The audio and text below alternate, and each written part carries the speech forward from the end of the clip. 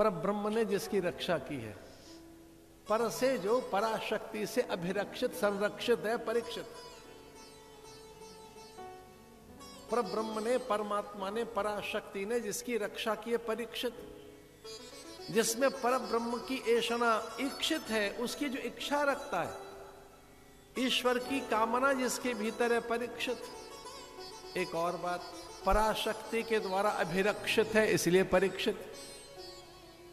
ब्रह्म ने जिसकी रक्षा की, पराशक्तियों के द्वारा, ईश्वर के द्वारा अभिरक्षित है, इसलिए परीक्षित।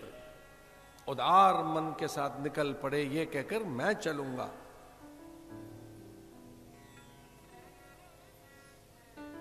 वो अनुज थे, वो छोटे थे, उन्होंने कहा जो बड़ा करेगा वही हम करेंगे। ये निकल पड़ा है जंगल में, हम भी चलते हैं। अनुज ने कहा, अनुजों ने कहा, उन्होंने कहा हम केवल अनुज नहीं है, अनुचर भी हैं, तेरे दास हैं। जब तू जुआ खेल रहा था हमने मना कहां किया?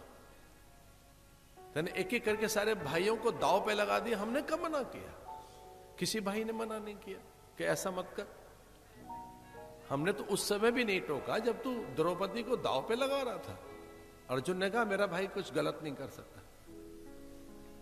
सबने कहा जुआ खेल रहा है, बोले नहीं नहीं, ये धर्मराज है, इसके जुए में भी धर्म छिपा हुआ है, हमारा भाई गलत नहीं हो सकता। अरे जुआ खेल के आपको दांव पे लगा दिया, आप हारते जा रहे हैं। बोले नहीं, हमारा बड़ा भाई है ये, हमें अपने भाई का अनुसरण करना है। तो आपको क्या लाभ मिलेगा? बोले हमें परमात्मा मिलेगा इसके पीछे पीछे चलने से। ये बड़ा है, ये तो जुआ खेल रहा है। बोले नहीं, ये शौक है इसका।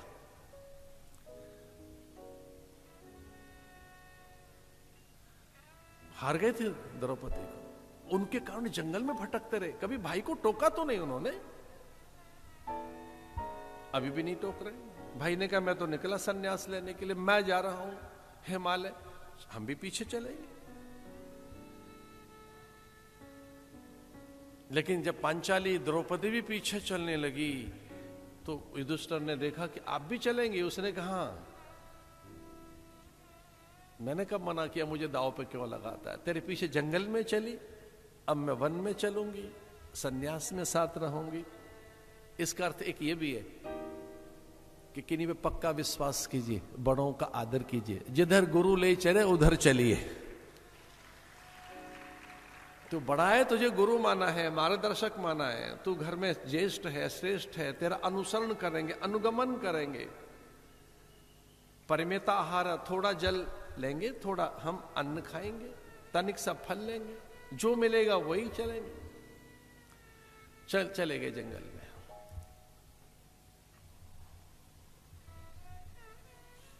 किसी ने पूछा था वहां क्यों जा रहे हो? युधिष्ठिर ने एक सुंदर सी बात कही थी कि भगवान भी तो वहीं रहे।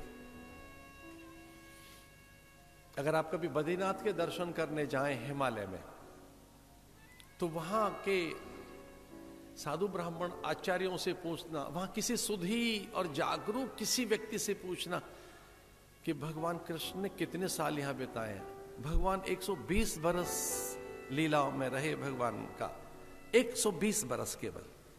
भगवान राम का लंबा समय था। भगवान राम ने 11,100 साल तो राज्य किया है। 11,100 बरस। दशरथ ने 10,000 वर्ष राज्य किया था। दशरथ का राज्य 10,000 वर्ष का था।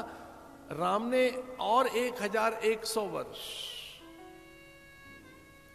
वो काल गणना कभी समझाएंगे कि त्रेता की काल गणना क्या थी, द्वापर की क्या है। लेकिन 14 बरस भगवान और द्रौपदी बद्रिकाश्रम में रहे। 14 बरस लगातार बद्रीनाथ में रहे भगवान। 14 बरस बद्रीनाथ में। आप कभी 4 दिन जंगल में रहकर आइए, 14 साल नहीं। कभी निर्जन वन में, झील के किनारे, किसी झरने के पास, कभी किसी सरोवर के पास, गुहा और गुफा में न भी सही तो किसी आश्रम में मेरा आपसे निवेदन है, कभी कभी वर्ष में 2-4 बार आश्रम में आके रहो महात्माओं के पास, हल्के हो जाओगे, सहज हो जाओगे, अवसाद चला जाएगा, निर्द्वंद हो जाओगे, निश्चिंत हो जाओगे, जीवन निरापद अनुभव करोगे। जीवन में निरापदता है। केवलम ज्ञान मूर्ति, साधु ज्ञान मूर्ति होता है, साधु एक प्रकाश होता है और वहां अंधेरा रह नहीं सकता।